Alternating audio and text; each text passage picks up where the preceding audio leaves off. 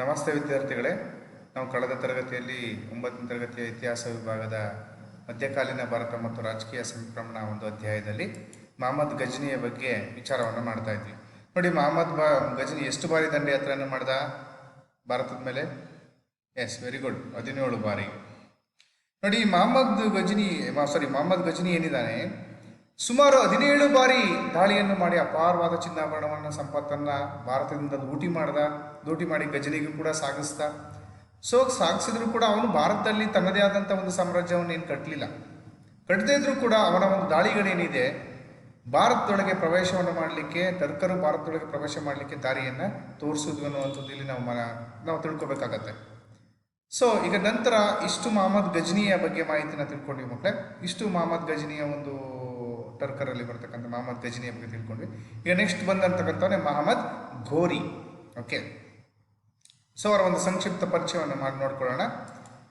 ಜನನ 1149.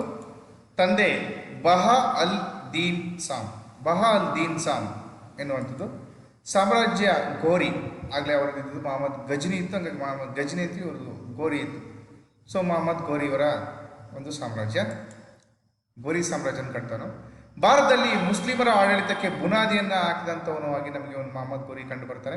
ಮರಣ 1206 ಅಂತೇಳಿ ಇವರ ಒಂದು ಗಮನಿಸಬಹುದಾಗುತ್ತೆ. ಇಷ್ಟು ಅವರ ಸಂಕ್ಷಿಪ್ತ ಪರಿಚಯವನ್ನು ಗಮನಿಸಬಹುದು. ಅಫ್ಘಾನಿಸ್ತಾನದ ಗೋರ್ ಪ್ರಾಂತ್ಯದಲ್ಲಿ ಶಾನ್ಸ್ ಬಾನಿ ಮನೆತನಕ್ಕೆ ಸೇರಿದ ಟರ್ಕರ ಸಂತತಿಯೊಂದು ಪ್ರಾಬಲ್ಯಕ್ಕೆ ಬಂದು ಗಜ್ನಿ ಮನೆತನವನ್ನು ಕೊನೆಗಾಣಿಸಿತು. ಯಾವ ಮನೆತನವನ್ನ?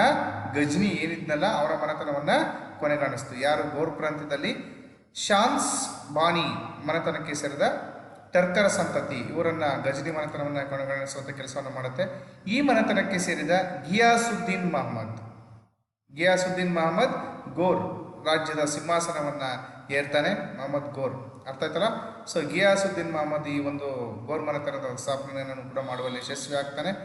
ಇವನು ತನ್ನ ತಮ್ಮನಾದ ಮುಜಾವುದ್ದೀನ್ ಮಹಮ್ಮದನನ್ನ ಭಾರತದಲ್ಲಿ ಟರ್ಕರ ಅಧಿಪತ್ಯವನ್ನು ಸ್ಥಾಪಿಸಲಿಕ್ಕೆ ಕಳಿಸ್ತಾನೆ. ಭಾರತದಲ್ಲಿ ಮುಜಾಹಿದ್ದೀನ್ ಮಹಮ್ಮದನನ್ನು ಭಾರತದಲ್ಲಿ ತನ್ನ ಟರ್ಕರ ಅಧಿಪತ್ಯವನ್ನು ಅಲ್ಲಿ ಸ್ಥಾಪನೆ ಮಾಡಲಿಕ್ಕೆ ಅವನನ್ನು ಕಳಿಸ್ಕೊಡ್ತಾನೆ. ಇವನನ್ನ ಇತಿಹಾಸಕಾರರು ಮಹಮ್ಮದ್ ಗೋರಿ ಅಂತೇಳಿ ಅವನನ್ನ ಕರೀತಾರೆ. ಯಾರನ್ನ? ಮುಜಾವುದ್ದೀನ್ ಮಹಮ್ಮದ್ ಏನಿದಾನಲ್ಲ ಇವನನ್ನ ಇತಿಹಾಸಕಾರರು ಮಹಮ್ಮದ್ ಗೋರಿ ಅಂತೇಳಿ ಇವನ್ನ ಕರೀತಾರೆ. ಓಕೆ, ಹಾಗಾಗಿ ಅವನ ಹೆಸರೇ ಮಹಮ್ಮದ್ ಗೋರಿ ಅಂತೇಳಿ ಹೆಸರುವಾಸಿ ಆಗಿದ್ದಂಥದ್ದು.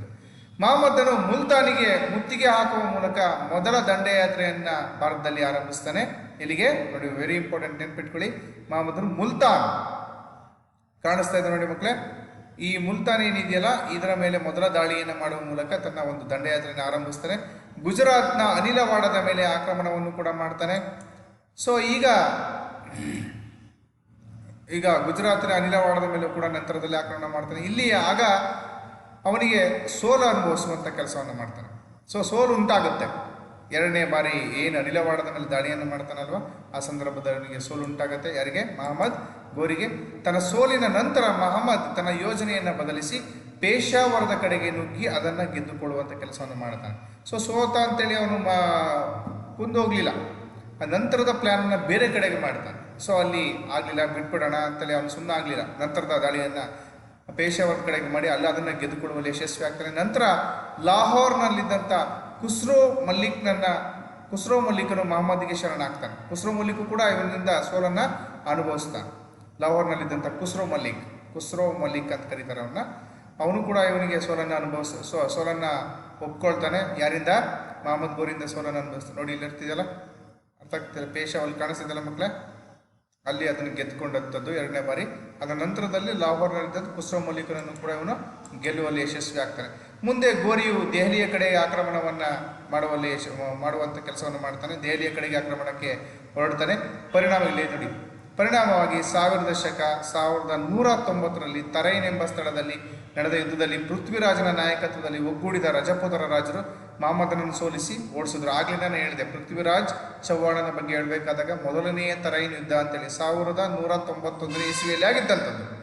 ಅದರಲ್ಲಿ ಇವನು ಸೋಲನ್ನು ಅನುಭವಿಸ್ತಾನೆ. ನೋಡಿ, ಇಲ್ಲಿ ಕಾಣಿಸ್ತೈತಿಲ್ಲ ಮಕ್ಕಳೇ, ತರೈನ್ ಕಾಣಿಸ್ತಿದ್ರೆ ಈ ಪ್ಲೇಸಲ್ಲಿ ಯುದ್ಧ ಆಗುತ್ತೆ. ಯಾವ ಸಂದರ್ಭದಲ್ಲಿ? ದೆಹಲಿಯ ಕಡೆ ಆಕ್ರಮಣ ಮಾಡಬೇಕಾದ ಒಂದು ಹೊರಟಲ್ಲ, ಆ ಸಂದರ್ಭದಲ್ಲಿ ಯುದ್ಧ ಆಗುತ್ತೆ. ಇದರಲ್ಲಿ ಸೋಲನ್ನು ಅನುಭವಿಸ್ತಾನೆ. ಯಾರಿಂದ? ಪೃಥ್ವಿರಾಜ್ ಚವ್ಹಾಣ್. ಸೋಲನ್ನು ಅನುಭವಿಸ್ತಾನೆ. ಸೊ ಮುಂದಿನ ಗೊತ್ತಾ ಎರಡನೇ ಯುದ್ಧದಲ್ಲಿ ಮತ್ತೊಂದು ಗೆಲ್ತಾನೆ ಅಂತ. ಸೊ ಒಂದನೇ ತರೈನ ಯುದ್ಧದಲ್ಲಿ ಗಾಯಗೊಂಡಂಥ ಮಹಮ್ಮದ್ ಗೋರ್ಗೆ ಮರಳಿದ ನಂತರ ಮರುವರ್ಷ ಮತ್ತೆ ದೆಹಲಿಯ ಕಡೆಗೆ ದಂಡೆತ್ತಿ ಬಂದು ಹಿಂದೆ ಯುದ್ಧ ನಡೆದಿದ್ದಂಥ ಅದೇ ತರೈನ್ ಎನ್ನುವಂಥ ಪ್ರದೇಶದಲ್ಲಿಯೇ ಅದೇ ಪೃಥ್ವಿರಾಜನನ್ನು ಇವನು ಏನು ಮಾಡ್ತಾನೆ, ಸೋಲಿಸುವಂಥ ಕೆಲಸವನ್ನು ಮಾಡ್ತಾನೆ. ಸೋಲಿಸಿ ತನ್ನ ಒಂದು ಸೇಡನ್ನು ತೀರಿಸಿಕೊಳ್ತಾನೆ. ಆ ಪ್ರದೇಶವನ್ನು ತನ್ನ ವಶಕ್ಕೆ ತೆಗೆದುಕೊಳ್ಳುವಲ್ಲಿ ಯಶಸ್ವಿ ಆಗ್ತಾನೆ. ಭಾರತದಲ್ಲಿ ತಾನು ಗೆದ್ದುಕೊಂಡ ಪ್ರದೇಶವನ್ನು ಆಡಳಿತ ಮಾಡಲಿಕ್ಕೆ ತನ್ನ ಗುಲಾಮರನ್ನು ನೇಮಿಸಿ ಮಹಮ್ಮದ್ ಗೋರಿಗೆ ಹಿಂತಿರುಗುವಾಗ ದಾರಿಯಲ್ಲಿ ಹತ್ಯೆಗೀಡಾಗ್ತಾನೆ. ಯಾರು? ಮಹಮ್ಮದ್ ಗೋರಿ ಅವರನ್ನ ಗುಲಾಮರನ್ನಲ್ಲಿ ನೇಮಿಸ್ಬಿಟ್ಟು ಆಡಳಿತ ನೋಡ್ಕೊಳ್ಳಿಕ್ಕೆ ಹೇಳಿ ಅವನು ವಾಪಸ್ ಹೋಗ್ಬೇಕಾದಂಥ ಸಂದರ್ಭದಲ್ಲಿ ದಾರಿಯಲ್ಲಿ ಅವನು ಸಾವನ್ನು ಅಪ್ತಾನೆ. ಓಕೆ, ಹೀಗೆ ಒಟ್ಟು ಮಹಮ್ಮದ್ ಗೋರಿಯು ಕೂಡ ಮಹಮ್ಮದ್ ಗಜ್ನಿ, ಮಹಮ್ಮದ್ ಗೋರಿ ಏನಿದಾರಲ್ಲ, ಇತಿಹಾಸದಲ್ಲಿ ನೋಡಿದಾಗ ಉತ್ತಮ ದಾಳಿಗಳನ್ನು ಮಾಡಿ ಭಾರತ ಅಪಾರವಾದಂತಹ ಸಂಪತ್ತನ್ನು ಕೊಳ್ಳೆ ಹೊಡೆಯುವಲ್ಲಿ, ಸಾಮ್ರಾಜ್ಯವನ್ನು ಗೆಲ್ಲುವಲ್ಲಿ ಯಶಸ್ವಿಯಾಗಿದ್ದಂಥ ನಾಯಕರಾಗಿ ನಮಗೆ ಕಂಡು ಬರ್ತಾರೆ. ಮಹಮ್ಮದ್ ಗೋರಿಯ ರಾಜಕೀಯ ಪರಿಣಾಮಗಳು ನೋಡಿ. ಗೋರಿಯನ್ನರ ವಿಜಯ ರಾಜಕೀಯವಾಗಿ ಹಲವು ಮಹತ್ವದ ಪರಿಣಾಮಗಳನ್ನು ಉಂಟು ಮಾಡಿದೆ. ಸೊ 12ನೇ ಶತಮಾನದವರೆಗೆ ಇದ್ದ ಸಣ್ಣ ಸಣ್ಣ ರಾಜ್ಯಗಳಲ್ಲಿ ಹಂಚಿ ಹೋಗಿದ್ದ ರಾಜಕೀಯ ವ್ಯವಸ್ಥೆಯು ಕೂಡ ಏನಾಗ್ತಾ ಇಲ್ಲಿ ಮರೆಯಾಗ್ತಾ ಬಂತು. ಮೊದಲನೇದಾಗಿ 12ನೇ ಶತಮಾನದವರೆಗೆ ಇದ್ದಂಥ ಸಣ್ಣ ಸಣ್ಣ ರಾಜ್ಯಗಳಲ್ಲಿ ಹಂಚಿ ಹೋಗಿದ್ದಂಥ ರಾಜಕೀಯ ವ್ಯವಸ್ಥೆ ಮರೆಯಾಗುತ್ತೆ. ಎರಡನೇದಾಗಿ ಅಪರಿಮಿತವಾದಂಥ ಅಧಿಕಾರ ಹೊಂದಿದ್ದ ಸುಲ್ತಾನರ ಹತೋಟಿಯಲ್ಲಿರುವ ಕೇಂದ್ರ ಸರ್ಕಾರ ದೆಹಲಿಯಲ್ಲಿ ಅಸ್ತಿತ್ವಕ್ಕೆ ಬರುತ್ತೆ. ಎರಡನೇದಾಗಿ ನೋಡಿ, ಇವೆಲ್ಲ ರಾಜಕೀಯವಾಗಿ ಆದಂಥ ಪರಿಣಾಮಗಳು. ಇವರ ಆಡಳಿತ ಏನು ಭಾರತಕ್ಕೆ ದಾಳಿ ಮಾಡಿದ್ರಲ್ಲ ಆ ಸಂದರ್ಭದಲ್ಲಿ ಬದಲಾವಣೆಯಾದಂಥ ರಾಜಕೀಯ ಪರಿಣಾಮಗಳು ಇವೆಲ್ಲವೂ ಕೂಡ. ದೆಹಲಿಯಲ್ಲಿ ಕೇಂದ್ರ ಸರ್ಕಾರ ದೆಹಲಿಯಲ್ಲಿ ಅಸ್ತಿತ್ವಕ್ಕೆ ಬರುತ್ತೆ. ಇದರ ಪರಿಣಾಮವಾಗಿ ಹರ್ಷನ ನಂತರ ಇಡೀ ಉತ್ತರ ಭಾರತದಲ್ಲಿ ಏಕ ಆಡಳಿತ ಪದ್ಧತಿ ಜಾರಿಯಾಯಿತು. ನೋಡಿ, ಇಲ್ಲಿ ಎಲ್ಲೋ ಮಾರ್ಕಲ್ಲಿ ಇರ್ತಕ್ಕಂಥದ್ದು, ಎಲ್ಲೋ ಮಾರ್ಕಲ್ಲಿ ಇದೆಯಲ್ಲ, ಅದರ ಸ್ವಲ್ಪ ಇಂಪಾರ್ಟೆಂಟ್ ನೆನ್ಪಿಟ್ಕೋಬೇಕು. ಅಪರಿಮಿತವಾದ ಅಧಿಕಾರ ಹೊಂದಿದ್ದಂಥ ಸುಲ್ತಾನರ ಹತೋಟಿಯಲ್ಲಿರ್ತಕ್ಕಂಥ ಕೇಂದ್ರ ಸರ್ಕಾರ ದೆಹಲಿಯಲ್ಲಿ ಅಸ್ತಿತ್ವಕ್ಕೆ ಬಂತು. ಮೂರನೇದಾಗಿ ಆಡಳಿತ ಪದ್ಧತಿ ಏನಾಗ್ತದೆ ಜಾರಿಗೆ ಬಂತು ಅನ್ನುವಂಥದ್ದು ಕೂಡ. ಸೊ ಇವೆಲ್ಲ ಆದಂಥ ರಾಜಕೀಯವಾಗಿ ಬದಲಾವಣೆ ಆದಂಥ ಪ್ರಮುಖ ಪರಿಣಾಮಗಳು ಅಂತೇಳಿ ಗುರುತಿಸ್ತೇವೆ. ನೆಕ್ಸ್ಟ್ ಕಂಡು ಬರ್ತಕ್ಕಂಥವ್ರೆ ಇದು ಮಹಮ್ಮದ್ ಗಜ್ನಿ, ಮಹಮ್ಮದ್ ಗೋರಿಯ ಬಗ್ಗೆ ಒಂದು ವಿಚಾರವನ್ನು ನಾವು ತಿಳ್ಕೊಂಡಿದ್ದೀವಿ. ನೆಕ್ಸ್ಟ್ ಬರ್ತಕ್ಕಂಥವ್ರೆ ದೆಹಲಿಯ ಸುಲ್ತಾನರು. ಓಕೆ, ದೆಹಲಿ ರಜಪೂತರ ಮಂತ್ರಗಳು ಸಂಪೂರ್ಣವಾಗಿ ಅಧ್ಯಯನ ಮಾಡಿದ್ವಿ. ಮಹಮ್ಮದ್ ಗಜ್ನಿ ಬಗ್ಗೆ ತಿಳ್ಕೊಂಡ್ವಿ, ಮಹಮ್ಮದ್ ಗೋರಿಯ ಬಗ್ಗೆನೂ ಕೂಡ ತಿಳ್ಕೊಂಡ್ವಿ. ನೆಕ್ಸ್ಟ್ ಬರ್ತಕ್ಕಂಥವ್ರು ದೆಹಲಿಯ ಸುಲ್ತಾನರು. ಅದರಲ್ಲಿ ಮೊದಲನೇ ಸಂತತಿ ಗುಲಾಮಿ ಸಂತತಿ, 1206ರಿಂದ 1290 ಬರ್ತಕ್ಕಂಥ ಪ್ರಮುಖ ಅರಸರುಗಳು ನೋಡ್ತಾ ಹೋಗೋಣ. ಕುತುಬ್ದೀನ್ ಐಬಕ್, ಆರಾಮ್ ಶಾ, ಸುಲ್ತಾನ್ ಇಲ್ತಮಶ್, ಆಮೇಲೆ ರಜಿಯಾ ಸುಲ್ತಾನ್, ಬಹರಾಮ್ ಶಾ, ಅಲ್ಲಾವುದ್ದೀನ್ ಮಸೂದ್ ಶಾ ಮತ್ತು ನಾಸರುದ್ದೀನ್ ಮಹಮ್ಮದ್, ಗಿಯಾಸುದ್ದೀನ್ ಬಲ್ಬನ್ ಮತ್ತು ಕೈಕುಬಾದ್. ನೋಡಿ, ಇವರ ಒಂದು ಕಾಲಾವಧಿಗಳನ್ನು ಕೂಡ ನಾವಿಲ್ಲಿ ಕೊಟ್ಟಿದ್ದೇವೆ ಮಕ್ಕಳೇ, ನೋಡ್ತಾ ಇದ್ದೀರಿ. ಸೊ ಇವರ ಒಂದು ಸ್ಟಾರ್ಟಿಂಗಲ್ಲ ಒಂದು ಚಿತ್ರಣವನ್ನು ನಾವಿಲ್ಲಿ ಕೊಟ್ಟಿದ್ದೇವೆ. ಸೊ ಅದರ ಬಗ್ಗೆ ಮುಂದಿನ ವಿಸ್ತಾರವಾಗಿ ತಿಳ್ಕೊಳ್ತಾ ಹೋಗೋಣ. ಮೊದಲನೇದಾಗಿ ನೋಡಿ, ಇಲ್ಲಿ ಆಗಲೇ ಹೇಳಿದೆ ನಾನು, ಬರ್ತಕ್ಕಂಥ ಗುಲಾಮಿ ಸಂತದಲ್ಲಿ ಬರ್ತಕ್ಕಂಥ ಸ್ಟಾರ್ಟಿಂಗಲ್ಲಿ ಕುತುಬ್ದೀನ್ ಐಬಕ್ ಅಲ್ವಾ. ಸೊ ಅದನ್ನು ನೋಡ್ತಾ ಹೋಗೋಣ. ಕುತುಬ್ದೀನ್ ಐಬಕ್ ಅದ್ರ ಬಗ್ಗೆ ನೋಡ್ತಾ ಹೋಗೋಣ. ದೆಹಲಿ ಸುಲ್ತಾನರು ಇಂಪಾರ್ಟೆಂಟ್ ಇರ್ತದೆ, ಸ್ವಲ್ಪ ತಿಳ್ಕೊಬೇಕು. ಅವ್ರಿಗೆ ಇಂಪಾರ್ಟೆಂಟ್ ಬರ್ತಕ್ಕಂಥವ್ರು ತಿಳ್ಕೊಳ್ಳಿ. ಕುತುಬ್ದೀನ್ ಐಬಕ್ನು ಭಾರತದಲ್ಲಿ ದೆಹಲಿ ಸುಲ್ತಾನರ ಆಳ್ವಿಕೆಗೆ ಭದ್ರ ಬುನಾದಿಯನ್ನು ಹಾಕುವಲ್ಲಿ ಯಶಸ್ವಿಯಾಗಿ ಕಂಡು ಬರ್ತಾನೆ. ನಮಗೆ ಯಾರೋ ಕುತುಬ್ದೀನ್ ಐಬಕ್ನು ಪರ್ಷಿಯನ್, ಅರೇಬಿಕ್ ಭಾಷೆಗಳ ಶಿಕ್ಷಣವನ್ನು ಪಡೆದುಕೊಳ್ಳೋದ್ರ ಜೊತೆಗೆ ಅವನು ಬಿಲ್ಲುಗಾರಿಕೆ, ಕುದುರೆ ಸವಾರಿ ಮತ್ತು ಸೈನಿಕ ತರಬೇತಿಯನ್ನು ಕೂಡ ಇವನು ಪಡ್ಕೊಂಡಿದ್ದ. ಎಲ್ಲದರಲ್ಲೂ ಕೂಡ ಇವನು ಯಶಸ್ವಿಯಾಗಿ ನಮಗೆ ಕಂಡು ಬರ್ತಾನೆ. ಓಕೆ, ಗಜ್ನಿಯ ರಾಜ್ಯಪಾಲನಾಗಿದ್ದಂತಹ ಮಹಮ್ಮದ್ ಗೋರಿ ಇವನನ್ನು ಗುಲಾಮನನ್ನಾಗಿ ಖರೀದಿಸಿದ್ದನು. ಯಾರೋ ಗಜ್ನಿಯ ರಾಜ್ಯಪಾಲನಾಗಿದ್ದಂತಹ ಮಹಮ್ಮದ್ ಗೋರಿ ಏನು ಈ ಗೆದ್ದುಬಿಟ್ಟು ವಾಪಸ್ ಹೋಗ್ಬೇಕಾದಂಥ ಸಂದರ್ಭದಲ್ಲಿ ಈ ತನ್ನ ಗುಲಾಮರನ್ನು ಆಡಳಿತ ನೋಡ್ಲಿಕ್ಕೆ ಬಿಟ್ಟೋಗಿದ್ದ ಅಂತ ಹೇಳಿದ್ನಲ್ವಾ, ಆ ಗುಲಾಮರಲ್ಲಿ ಇವನು ಒಬ್ಬನು ತೆಗೆದುಕೊಂಡಿದ್ದ. ಅರ್ಥ ಆಗ್ತಿದೆಯಲ್ಲ. ಸೊ ಈ ಗೋರಿ ಇವನನ್ನು ಗುಲಾಮನನ್ನಾಗಿ ಖರೀದಿಸಿ ಭಾರತ ಆಡಳಿತ ನೋಡಿಕೊಳ್ಳುವಲ್ಲಿ ಇವನಿಗೊಂದು ಸ್ವಲ್ಪ ಜವಾಬ್ದಾರಿಯನ್ನು ಕೊಟ್ಟಿದ್ದ. ಐಬಕನು ಗಜ್ನಿಯಲ್ಲಿದ್ದಾಗ ತನ್ನ ಶೌರ್ಯದಿಂದ ಮಹಮ್ಮದ್ ಗೋರಿಯ ಗಮನವನ್ನು ಸೆಳೆಯುವಲ್ಲಿ ಯಶಸ್ವಿ ಆಗ್ತಾನೆ. ಯಾರೋ? ಕುತುಬ್ದೀನ್ ಐಬಕ್. ಯಾರಿವನು? ಗುಲಾಮಿ. ಯಾರು ಗುಲಾಮ? ಮಹಮ್ಮದ್ ಗೋರಿಯ ಗುಲಾಮನಾಗಿದ್ದಂಥವ್ರು. ಅದಕ್ಕೆ ಮತ್ತೆ ಇವರು ಗುಲಾಮನಾಗಿ ಆ ಸಾಮ್ರಾಜ್ಯ ಸ್ಥಾಪನೆ ಮಾಡಿದ್ರಿಂದ ಗುಲಾಮಿ ಸಂತತಿ ಅಂತ ಕರ್ಕೊಳ್ತೀವಿ. ಎರಡನೆಯ ತರೈನ್ ಕಾಳಗದ ನಂತರ ಗಮನವನ್ನು ಸೆಳೆದಂಥ ಭಾರತದ ಮೇಲಿನ ಆಕ್ರಮಣಗಳ ಉಸ್ತುವಾರಿಯನ್ನು ಕೂಡ ಪಡೆದುಕೊಳ್ಳುವಲ್ಲಿ ಯಶಸ್ವಿ ಆಗ್ತಾ ಬರ್ತಾರೆ. ಎರಡನೇ ಕಾಳಗ ನಡೀತಲ್ವ, ಯಾರಿಗೆ? ಮಹಮ್ಮದ್ ಗೋರಿಗೂ ಮತ್ತು ಪೃಥ್ವಿರಾಜ್ ಚೌಹಾಣನಿಗೂ. ಅದಾದ ನಂತರದಲ್ಲಿ ಇವನು ಭಾರತದ ಮೇಲಿನ ಆಕ್ರಮಣಗಳ ಉಸ್ತುವಾರಿಯನ್ನು ಕೂಡ ವಹಿಸ್ಕೊಳ್ತಾನೆ. ಆಮೇಲೆ ಐಬಕನು ಮಹಮ್ಮದ್ ಗೋರಿಯ ಕಾಲದಲ್ಲಿ ಉತ್ತರ ಭಾರತದ ಉತ್ತರಾಧಿಕಾರಿಯಾಗಿ ಕೂಡ ನೇಮಕ ಆಗಿ ಆಡಳಿತವನ್ನು ಇವನು ಮಾಡುವಂತಹ ಕೆಲಸವನ್ನು ಮಾಡ್ತಾ ಬರ್ತಾನೆ. ಆಮೇಲೆ ನಂತರ ಗೋರಿಯ ಮರಣ ನಂತರ ಸ್ವತಂತ್ರವಾಗಿ ಇವನೇನು ಅಲ್ಲಿ ಸ್ವತಂತ್ರವಾಗಿ ಅವನಿಂದ ಗುಲಾಮ್ ಸ್ವತಂತ್ರನಾಗಿ ಇವನೇನು ಮಾಡಿದ ತನ್ನದಾದಂಥ ಒಂದು ಆಡಳಿತವನ್ನು ಇವನು ಮುಂದುವರಿಸ್ಕೊಂಡು ಹೋಗ್ತಾ ಬರ್ತಾನೆ. ಯಾರು? ಕುತುಬ್ದೀನ್ ಐಬಕ್. ಅದು ಕಾಣಿಸ್ತಿದ್ದೀರ ಫೋಟೋವನ್ನು ಕೂಡ ನೋಡಿದ್ರಿ ಮಕ್ಕಳೇ. ಸೊ ಇವನು ತನ್ನ ಮಹಮ್ಮದ್ ಗೋರಿಯ ಮರಣದ ನಂತರ ತನ್ನದೇ ಆದಂಥ ಆಡಳಿತವನ್ನು ಇವನು ಮುಂದುವರಿಸ್ಕೊಂಡು ಹೋಗ್ತಾನೆ. ಐಬಕನು ದೆಹಲಿಯ ಕುವಾತ್ ಉಲ್ ಇಸ್ಲಾಂ ಮಸೀದಿಯನ್ನು ಕಟ್ಟಿಸಿದನು. ಕುವಾತ್ ಇಲ್ಲಿ ಕಾಣಿಸ್ತಾ ಇದ್ದಾನೆ, ಕುವಾತ್ ಉಲ್ ಇಸ್ಲಾಂ ಮಸೀದಿಯನ್ನು ಕಟ್ಟಿಸುವಂಥ ಕೆಲಸವನ್ನು ಮಾಡ್ತಾನೆ. ಇವನು ಅಲ್ಲಿಯೇ ಕುತುಬ್ ಮಿನಾರ್ ನಿರ್ಮಿಸಲು ಕೂಡ ಪ್ರಾರಂಭಿಸಿದ. ನೋಡಿ ಇಲ್ಲಿ ಕಾಣಿಸ್ತಾ ಇದೆಯಲ್ಲ ಮಕ್ಕಳ, ಇದೆ ಕುತುಬ್ ಮಿನಾರ್. ಭಾಳ ಅದ್ಭುತವಾಗಿರ್ತಕ್ಕಂಥದ್ದು, ಭಾಳ ಬ್ಯೂಟಿಫುಲ್ ಆಗಿರ್ತಕ್ಕಂಥದ್ದು. ಸೊ ಕುತುಬ್ ಮಿನಾರನ್ನು ಕೂಡ ಇವನು ನಿರ್ಮಿಸಲಿಕ್ಕೆ ಪ್ರಾರಂಭಿಸ್ತಾನೆ. ಸೊ ಇವನ ಆಸ್ಥಾನದಲ್ಲಿ ನಿಜಾಮಿ ಮತ್ತು ಫಕ್ ಇ ಮುದಬ್ಬೀರ್ ಎಂಬ ವಿದ್ವಾಂಸರು ಕೂಡ ಇದ್ದರು. ಸೊ ಹಂಗಾಗಿ ಇವನು ನೋಡಿದಾಗ ಸಾಹಿತ್ಯಕ್ಕೂ ಕೂಡ ಉತ್ತಮವಾದಂಥ ಪ್ರೇರಣೆಯನ್ನು ಕೊಟ್ಟಿದ್ದ ಅನ್ನುವಂಥ ನಮಗೆ ಇದರಿಂದ ಗೊತ್ತಾಗತ್ತೆ. ತಾಜುಲ್ ಮಾಸಿರ್ ಐಬಕ್ನ ಬಗ್ಗೆ ಮಾಹಿತಿಯನ್ನು ನೀಡುವಂತಹ ಒಂದು ಕೃತಿ. ತಾಜುಲ್ ಮಾಸಿರ್ ಕುತುಬ್ದೀನ್ ಐಬಕನಿನ ಆಡಳಿತ, ಅವನ ಒಂದು ಸಾಧನೆಗಳು, ಅವುಗಳ ಬಗ್ಗೆ ಒಂದು ಮಾಹಿತಿಯನ್ನು ಕೊಡುವಂಥ ಒಂದು ಅದ್ಭುತವಾದಂಥ ಪುಸ್ತಕ ಇದು. ಅವನು ಇದನ್ನು ನೋಡಿದಾಗ ತಾಜುಲ್ ಮಾಸಿರ್ ಏನಿದೆಯಲ್ಲ, ಈ ಪುಸ್ತಕ ಐಬಕನ ಒಂದು ಸಂಪೂರ್ಣ ವಿವರಗಳನ್ನು, ಆಡಳಿತ ಮತ್ತು ಅವನ ವಿವರಗಳನ್ನು ಕೊಡುವಂಥ ಕೆಲಸವನ್ನು ಮಾಡ್ತದೆ. ಓಕೆ, ಎಲ್ಲ ನೋಡಿದಾಗ ಒಂದು ಸಾಹಿತ್ಯಕ್ಕೆ ಹೆಚ್ಚು ಮಾಹಿತಿ, ಒಂದು ಪ್ರಾಧಾನ್ಯತೆಯನ್ನು ಕೊಟ್ಟಿದ್ರೆ ಅನ್ನುವಂಥದ್ದು ನಮಗೆ ತಿಳಿದು ಬರುತ್ತೆ. ನೆಕ್ಸ್ಟ್ ಬರ್ತಕ್ಕಂಥವನು ಇಲ್ತಮಷ್.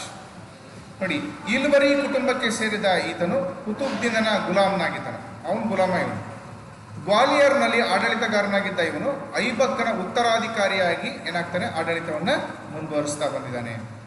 ಇಲ್ತಮಷ್ ಸುಲ್ತಾನ ಆಗಿದ್ದನ್ನು ಸಹಿಸದ ಗಜನಿಯ ದೊರೆ ತಾಜುದ್ದೀನ್ ಇಲ್ದೀಜಿ ಮತ್ತು ಸಿಂಧ್ನ ನಾಸಿರುದ್ದೀನ್ ಕಬಾಚಾ ಆತನ ವಿರುದ್ಧ ಬಂಡೆ ಹೇಳುವಂಥ ಕೆಲಸವನ್ನು ಮಾಡ್ತಾರೆ. ಯಾಕೆಂದರೆ ಅವ್ರು ಗುಲಾಮರಾಗಿ ಬಂದು ಸ್ವತಂತ್ರವಾಗಿ ಅವರು ಒಂದು ಸಾಮ್ರಾಜ್ಯ ಕಟ್ಕೊಂಡು ಆಡಳಿತ ಮಾಡಲಿಕ್ಕೆ ಶುರು ಮಾಡ್ತಾ ಬಂದ್ರಲ್ಲ. ಸೊ ಹಂಗಾಗಿ ಅದನ್ನು ಸಹಿಸ್ಕೊಳ್ಳದೆ ಇರತಕ್ಕಂಥ ತಾಜುದ್ದೀನ್ ಇಲ್ದೀಜ್ ಮತ್ತು ನಾಸಿರುದ್ದೀನ್ ಕಬಾಚಾ ಏನಿದಾರಲ್ಲ, ಅವರು ಇವನ ವಿರುದ್ಧ ಬಂಡೆ ಹೇಳ್ತಾರೆ. ಸೊ ಇಲ್ತಮಷ್ ಅವರನ್ನು ಸೋಲಿಸಿ ತನ್ನ ಸ್ಥಾನವನ್ನು ಭದ್ರಪಡಿಸಿಕೊಳ್ಳುವಂಥ ಯಶಸ್ವಿ ಕಾರ್ಯವನ್ನು ಇವನು ಮಾಡ್ತಾನೆ, ಭದ್ರಪಡಿಸ್ಕೊಳ್ತಾನೆ. ಅವರನ್ನು ಮಹಮ್ಮದ್ ಗೋರಿಯ ಒಂದು ಆಳ್ವಿಕೆ ದಾಳಿ ಮಾಡಿದಂತೆ ಅವರನ್ನು ಸೋಲಿಸಿ ತನ್ನ ಸ್ಥಾನವನ್ನು ಭದ್ರಪಡಿಸ್ಕೊಳ್ತಾನೆ, ತನ್ನ ಸಾಮ್ರಾಜ್ಯವನ್ನು ಉಳಿಸ್ಕೊಳ್ತಾನೆ. ನಂತರ ಅವನು ಹಾಗೆ ಸುಮ್ಮನಿರಲಿಲ್ಲ. ರಣತಂಬೂರ್, ಮಾಂಡೋರಾ, ಗವಾಲಿಯರ್ ಮತ್ತು ಬಿಲಾ, ಅಜ್ಮೀರ್, ಬನಾರಸ್, ಕನೌಜ್ಗಳನ್ನು ಕೂಡ ವಶಪಡಿಸಿಕೊಂಡು ತನ್ನ ಸಾಮ್ರಾಜ್ಯವನ್ನು ಉತ್ತುಂಗಕ್ಕೆ ತೆಗೆದುಕೊಳ್ಳುವ ಹೋಗುವಂತಹ ಪ್ರಯತ್ನಗಳನ್ನು ಇವನು ಮಾಡ್ತಾ ಬರ್ತಾನೆ. ಯಾರು? ಇಲ್ತಮಷ್. ಭಾರತದ ಮೇಲೆ ಪ್ರಪ್ರಥಮ ಬಾರಿಗೆ ಮಂಗೋಲರ ಚೆಂಗೀಸ್ ಖಾನನ ನೇತೃತ್ವದಲ್ಲಿ ದಾಳಿಯನ್ನು ಮಾಡ್ತಾರೆ. ಭಾರತದ ಮೇಲೆ ಮೊದಲನೇ ಬಾರಿ ಮಂಗೋಲರು ಚೆಂಗೀಸ್ ಖಾನ್ ಎನ್ನುವಂಥವನ ನೇತೃತ್ವದ ದಾಳಿಯನ್ನು ಮಾಡ್ತಾರೆ. ಸೊ ಇಲ್ತಮಷ್ ಅವರನ್ನು ಯಶಸ್ವಿಯಾಗಿ ಮೆಟ್ಟಿಸಿ ಅವನು ಮತ್ತೆ ಜಯಬೇರಿಯನ್ನು ಸಾಧಿಸ್ತಾನೆ.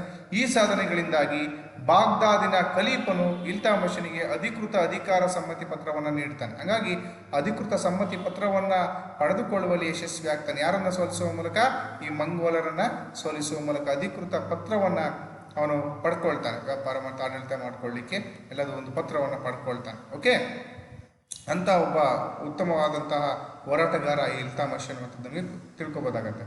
ಸೊ ಇಲ್ತಮಷ್ ರಾಜ್ಯವನ್ನು ಅನೇಕ ಇಕ್ತಾಗಳನ್ನಾಗಿ ವಿಂಗಡಣೆಯನ್ನು ಕೂಡ ಮಾಡಿದ್ದ. ಇಕ್ತಾಗಳನ್ನು ರೀತಿ ಭಾಗಗಳಾಗಿ ವಿಭಜನೆಯನ್ನು ಮಾಡಿದ್ದ. ಯಾಕೆಂದರೆ ಆಡಳಿತದ ದೃಷ್ಟಿಯಿಂದ ಇವೆಲ್ಲವನ್ನು ಕೂಡ ಮಾಡ್ಕೊಳ್ತಾ ಬಂದಿದ್ರು. ಈಗ ನಾವು ಹೇಗೆ ಜಿಲ್ಲೆ, ತಾಲೂಕು, ಹೋಬಳಿ ಈ ಥರ ಎಲ್ಲ ಮಾಡ್ಕೊಳ್ತೀವಲ್ಲ, ಹಳ್ಳಿಗಳು ಈ ಥರ ಮಾಡ್ಕೊಳ್ತೀವಲ್ವ, ಹಾಗೆ ಸೊ ರಾಜ್ಯಗಳನ್ನು ಅನೇಕ ಇಕ್ತಾಗಳನ್ನಾಗಿ ಏನು ಮಾಡಿದ, ವಿಂಗಡಣೆಯನ್ನು ಮಾಡಿದ್ದ. ಆಡಳಿತ ನಿರ್ವಹಣೆಗಾಗಿ ಇಕ್ತಾದಾರರನ್ನು ನೇಮಿಸಿದ್ದ. ನಮಗೆ ಪ್ರತಿಯೊಬ್ಬರು ಜಿಲ್ಲೆಗಳನ್ನಾಗಿ ಮಾಡಿ ಜಿಲ್ಲಾಧಿಕಾರಿ ಮಾಡಲ್ವಾ, ಸೊ ಅದೇ ರೀತಿಯಾಗಿ ಆ ಇಕ್ತಾಗಳನ್ನು ಮಾಡಿ ಪ್ರತಿಯೊಂದು ಇಕ್ತಾಗಳಿಗೂ ಒಬ್ಬೊಬ್ಬ ಆಡಳಿತ ನಿರ್ವಹಣೆಗಾಗಿ ಅಧಿಕಾರಿಯನ್ನು ನೇಮಿಸಿದ್ದ. ಆಡಳಿತದಲ್ಲಿ ಇವನಿಗೆ ಸಲಹೆ ಸೂಚನೆ ನೀಡಲಿಕ್ಕೆ 40 ಸರದಾರರ ಕೂಟವನ್ನು ನೇಮಕ ಮಾಡ್ತಾನೆ. ನೋಡಿ, ಈ 40 ಸರದಾರರ ಕೂಟ ಹೇಗೆ ಮಂತ್ರಿಗಳಿಗೆ ಸಹಾಯಕವಾಗಿ ಇನ್ನುಳಿದಂಥ ಮಂತ್ರಿಗಳಿರ್ತಾರೋ, ಸೊ ಹಾಗೆ ಈ 40 ಸರದಾರರ ಕೂಟವನ್ನು ನೇಮಕ ಮಾಡಿಕೊಂಡು ತನ್ನ ಆಡಳಿತಕ್ಕೆ ಅವರನ್ನು ಸಹಾಯಕವಾಗಿ ತೆಗೆದುಕೊಂಡು ಆಡಳಿತವನ್ನು ಮುಂದುವರಿಸ್ತಾ ಇದ್ದ. ಭಾಳ ಅದ್ಭುತವಾದಂತಹ ಆಡಳಿತವನ್ನು ಕೊಟ್ಟಂಥವನು ಇವನು. ಯಾರು? ಇಲ್ತಮಷ್, ಡೆಲ್ಲಿ ಸುಲ್ತಾನರಲ್ಲಿ ಗುಲಾಮಿ ಸಂತತಿಯಲ್ಲಿ. ಆಮೇಲೆ ನೋಡಿ, ಅದರಲ್ಲಿ ಬರ್ತಕ್ಕಂಥ ಪ್ರಮುಖರು ನೋಡೋದು, ಪ್ರಧಾನಮಂತ್ರಿ, ನ್ಯಾಯಾಧೀಶರು ಸುಲ್ತಾನನಿಗೆ ಸಲಹೆಯನ್ನು ನೀಡ್ತಾ ಇದ್ರು. ಇವರು ಸಹಾಯ ಮಾಡ್ತಾ ಇದ್ರು. ಅದ್ರ ಮುಖ್ಯವಾಗಿ ಜಾಸ್ತಿ ಅವರಿಗೆ ಹೆಲ್ಪ್ ಮಾಡ್ತಿತ್ತು ಪ್ರಧಾನಮಂತ್ರಿ, ನ್ಯಾಯಾಧೀಶರು ಸುಲ್ತಾನನಿಗೆ ಸಲಹೆ ಸೂಚನೆಗಳು ನೀಡ್ತಾ ಇದ್ರು. ಯಾಕೆಂದರೆ ನ್ಯಾಯ ತೀರ್ಮಾನ ಮತ್ತು ಆಡಳಿತ ಇವುಗಳ ದೃಷ್ಟಿಯಿಂದ ಇವರು ಭಾಳಷ್ಟು ಪ್ರಮುಖ